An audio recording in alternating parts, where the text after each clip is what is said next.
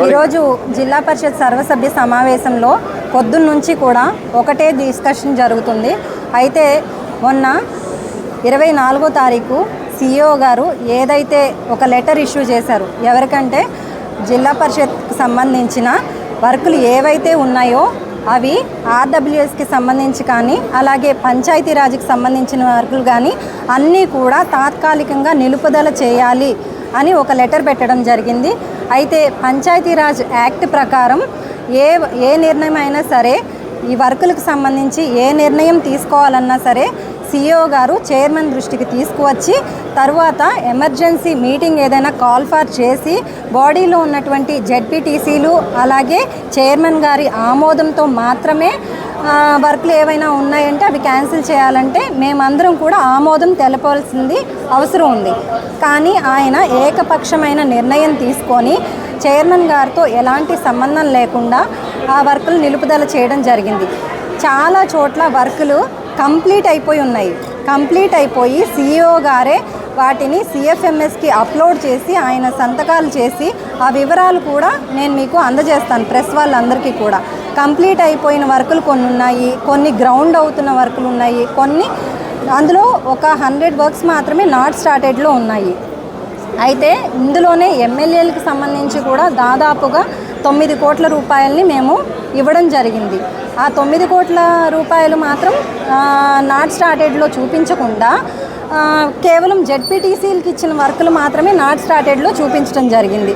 ఇది ఎంతవరకు సబబు అనేది మాకు అలాగే మా పాలకవర్గం అంతటికీ కూడా అది అవమానంగా భావించి ఈరోజు పొద్దున్నుంచి కూడా ఇదే డిస్కషన్ జరిగింది.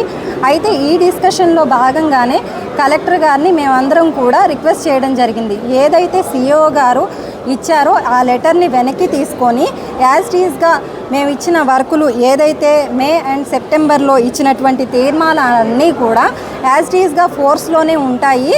అయితే మీరు ఏదో విధంగా మీరు ఇన్స్ట్రక్షన్స్ ఇవ్వండి అని చెప్పి కలెక్టర్ గారిని రిక్వెస్ట్ చేయడం జరిగింది. కానీ కలెక్టర్ గారు ఏమన్నారంటే నిధులు సరిగ్గా లేని కారణంగా ఈ వర్కుల్ని నిలుపుదల చేయడం జరిగింది. కాబట్టి ఈ నిలుపుదల తాత్కాలికమే కాబట్టి మళ్ళీ ఫండ్ పొజిషన్ చూసుకొని మీరు ఇద్దరు కానీ అని చెప్పి ఆయన సలహా ఇచ్చారు. అయితే మేమేం అడుగుతున్నామంటే మా జెడ్పీటీసీలు కానీ ఎంపీపీలు కానీ నేను కానీ మేమందరం కోరుకునేది ఒకటే, CEO గారు మాతో సంబంధం లేకుండా ఏకపక్షంగా తీసుకున్న ఈ నిర్ణయాన్ని ఆ లెటర్ని వాపస్ తీసుకొని మళ్ళీ కొత్తగా మేము ఏవైతే నాట్ స్టార్టెడ్ ఉన్నాయి, ఇంజనీరింగ్ వాళ్ళు మొత్తం తప్పుల తడకలతో కంప్లీట్ అయిన వర్కులు కూడా నాట్ స్టార్టెడ్లో పెట్టారు. ఆ నాట్ స్టార్టెడ్లో ఉన్న వాటిని కొన్ని టెండర్లు కూడా అయిపోయి ఉన్నాయి, అవి కూడా నాట్ స్టార్టెడ్లో పెట్టేశారు. అదంతా కూడా రెక్టిఫై చేసుకొని మళ్ళీ డిస్కషన్ చేసుకుని ఏదైతే నా ఆమోదం అలాగే మా జెడ్పీటీసీల ఆమోదంతోనే మళ్ళీ వర్క్లు అనేవి పునరుద్ధరించాలి. కానీ ఈ లోపుగా ఆయన ఇచ్చిన లెటర్ని విత్డ్రా చేసుకోమని మేము అడగడం జరిగింది. CEO గారు అలాగే కలెక్టర్ గారు దీనికి ఆమోదించారు. అది ఎంతవరకు అనేది కూడా నాకు డౌటే, ఎందుకంటే ఆల్రెడీ కంప్లీట్ అయిన వర్కులను కూడా వీళ్ళు నాట్ స్టార్టెడ్లో పెట్టారు. కాబట్టి ఇంజనీరింగ్ వాళ్ళ మీద అలాగే CEO గారి మీద తగినటువంటి ప్రాపర్ యాక్షన్ తీసుకోమని చెప్పి మేము డిమాండ్ చేయడం జరిగింది. మా జెడ్పీటీసీలు కానీ మేము కానీ పొద్దున్నుంచి కూడా ఈ డిమాండ్కి ఎలాంటి రెస్పాన్సిబిలిటీ లేకుండా కలెక్టర్ గారు నాకు సంబంధం లేదు, నేను అథారిటీ కాదు, కాంపిటేటివ్ అథారిటీ ఎవరంటే కమిషనర్ గారు, కాబట్టి మీరందరూ కూడా కమిషనర్ గారికి లెటర్ పెట్టండి అని ఇన్స్ట్రక్షన్ ఇచ్చారు. కాబట్టి మేమందరం కూడా తీర్మానం చేసి కమిషనర్ గారికి ఏదైతే మాకు జరిగిన అవమానాన్ని మేమంతా కూడా తీర్మానం చేసి కమిషనర్ గారికి ఈరోజు లెటర్ పెట్టడం జరుగుతుంది. ప్రతి ఒక్క జెడ్పీటీసీ ఎంపీపీ కూడా లెటర్ తయారు చేసి రేపు కమిషనర్ గారిని కలిసి ఇవ్వడం జరుగుతుంది. అలాగే మేము చెప్పేది ఏంటంటే మా ఆమోదంతో మాత్రమే జరిగే ఈ జెడ్పీలో CEO గారు ఏకపక్ష నిర్ణయం తీసుకోవడం మాకు నచ్చలేదు కాబట్టి ఈరోజు ఇదంతా జరిగింది. కాబట్టి CEO గారు మళ్ళీ రివైజ్డ్గా మళ్ళీ ఆలోచించుకొని మొత్తం ఎవరైతే ఆర్డబ్ల్యూఎస్ అలాగే పంచాయతీరాజ్ ఉన్నారో వారందరి దగ్గర నుంచి కూడా కరెక్ట్ రిపోర్ట్స్ తీసుకొని మళ్ళీ ఆ వర్క్లన్నింటినీ పునరుద్ధరించవలసిందిగా ఈరోజు కోరుకోవడం జరిగింది. అంటే ఏంటండి తీర్మానం అంటే ఇట్స్ ఎ ప్రామిస్. మేమందరం కూడా ఈ వర్క్ ఇస్తున్నాము ప్రజలకి అని చెప్పి జెడ్పీటీసీలు అందరూ తీర్మానం చేశారు. ఆ తీర్మానాన్ని తుంగలో తొక్కే అధికారం ఎవరికీ లేదు. ఇది ఒక స్థానిక సంస్థ, ఇది ఒక లోకల్ బాడీ. అంటే మొత్తం ప్రజలు మమ్మల్ని ఎన్నుకున్నారు.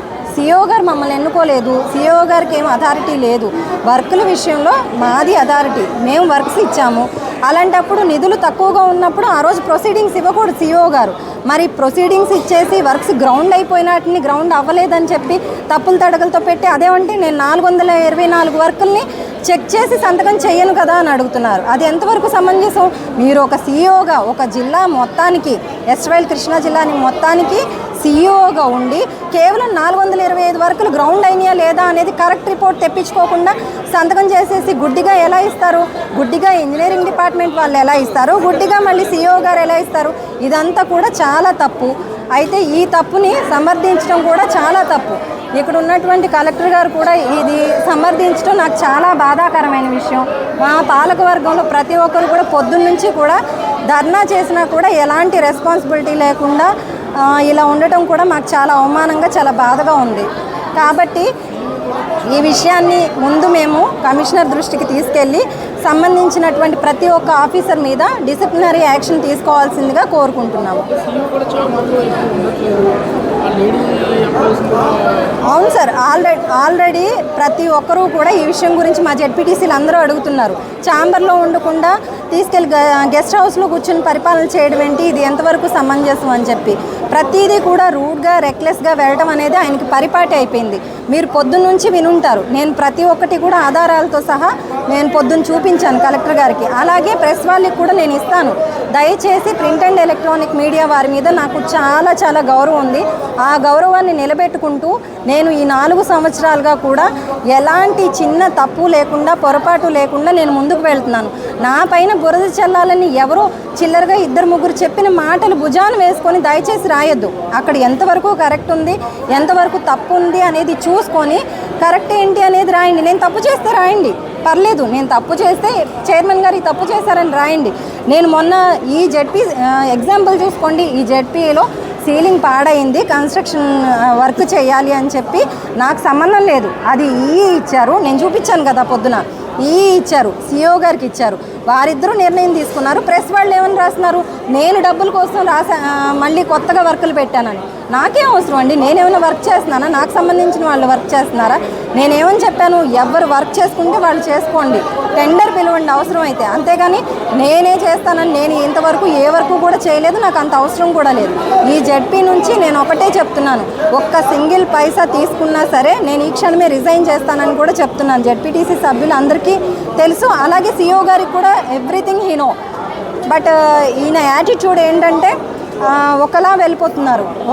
తను పట్టుకున్న కుందేలకి 3 కాళ్ళు అన్నట్టుగా ఒకే పంథాలో వెళ్ళిపోతున్నారు. కానీ ఏది కరెక్ట్ ఏది తప్పు అనేది ఆయన నిర్ణయం తీసుకోగలిగి కూడా తీసుకోకుండా కేవలం నాకు తెలిసి ఆయన వెనకాల పార్టీ అండదండ ఉందనే ఇలా చేస్తున్నారని నా అభిప్రాయం. అలాగే మా జెడ్పీటీసీలు ఎంపీపీల అభిప్రాయం కూడా పార్టీ అండదండ చూసుకుని ఇలా చేస్తున్నారని మా ఒపీనియన్. కృష్ణా జిల్లా ప్రజా పరిషత్ ఇటు ఎన్టీఆర్, కృష్ణా మరియు పార్ట్ ఆఫ్ ఏలూరు జిల్లాల్లో 49 మండలాలతో ఉంది. ఈ ప్రాంతంలో ఉన్నటువంటి వివిధ అవసరాల దృష్ట్యా ప్రజాప్రతినిధుల దృష్టికి వచ్చినటువంటి అవసరాలని జిల్లా ప్రజా పరిషత్ వారు తగినంత ఆదాయం వస్తుందన్న ఉద్దేశంతో యాజమాన్యం వారు వివిధ జిల్లా పరిషత్ సమావేశాల్లో పనుల్ని మంజూరు చేసుకోవడం జరిగింది.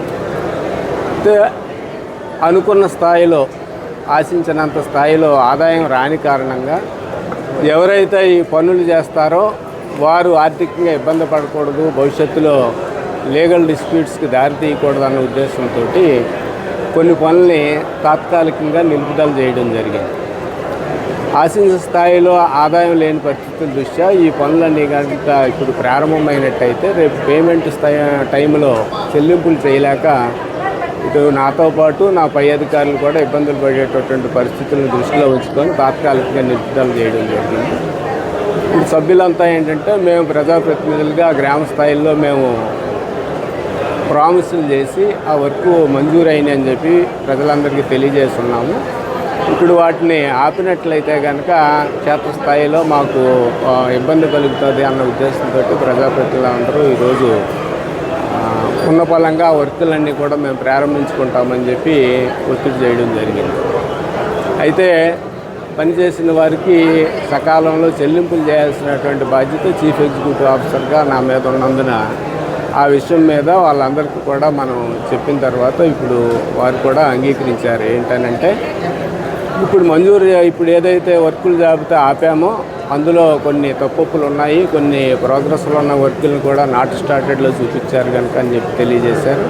అటువంటి తప్పులన్నీ సవరణ చేసి ఫ్రెష్ ఆర్డర్ ఇవ్వడానికి, అలాగే ఇందులో ఏదైతే చిన్న చిత్తగా తప్పులతో ఉన్నటువంటి ఆ జాబితాని రద్దుపరిచి మళ్ళీ ఫ్రెష్గా ప్రొసీడింగ్ నాట్ స్టార్టెడ్ వర్క్స్ జాబితా ఇష్యూ చేయడానికి, అలాగే ఏవైతే నాట్ స్టార్టెడ్ జాబితాలో ఉన్నటువంటి పనులు ఉన్నాయో జిల్లా పరిషత్ యాజమాన్యం వారితో అంటే చైర్మన్ గారితో కానీ బాడీ వారితో కానీ ముఖ్యంగా చైర్మన్ గారు తోటి డిస్కస్ చేసి నిధుల లభ్యతను బట్టి ఈ నాట్ స్టార్టెడ్ వర్క్స్ని చైర్మన్ గారు ఆమోదం లేకుండా మీరే గెస్ట్ హౌస్లో సంతకాలు పెడతారని పూర్తి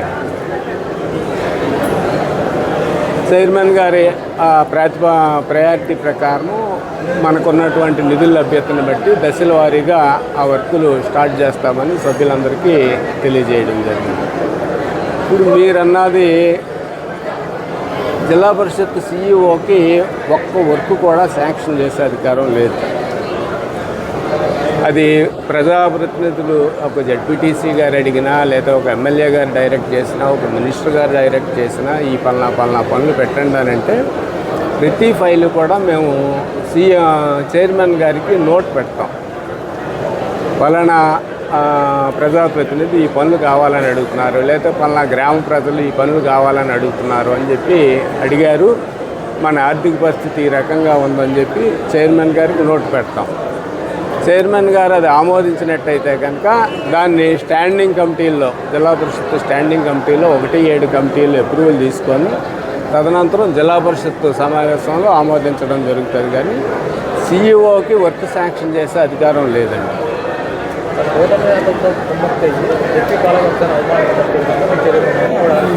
ఆ విషయానికి వస్తే నేను అదృష్టవంతుడిని.